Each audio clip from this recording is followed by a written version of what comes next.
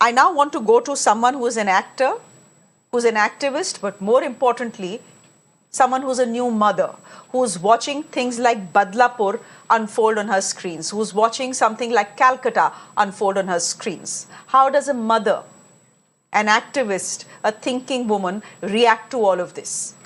I'm welcoming Swara Bhasker to the show. Swara, thank you very much. You are a new mother. How do you react to the pictures you're seeing from Badlapur, to the protests that you've seen in Calcutta for the last 12 days?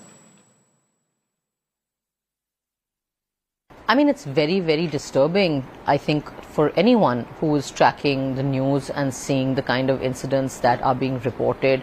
And also, we sort of get to hear the gruesomeness of the acts in great detail.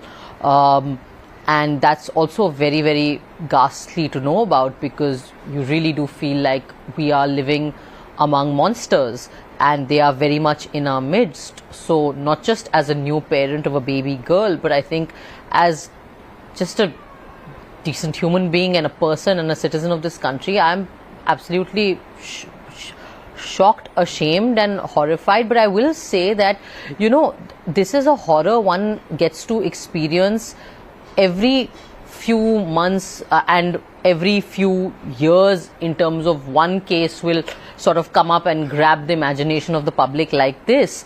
And I think that should make us ask some very, very serious questions about us as a society, about us as a polity, and about this country and its the treatment of its women, not from now but from forever.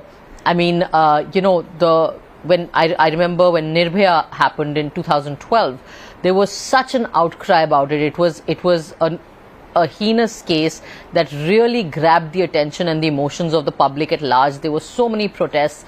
There were all these calls to hang the rapists immediately, and the rapists did eventually hang after a trial.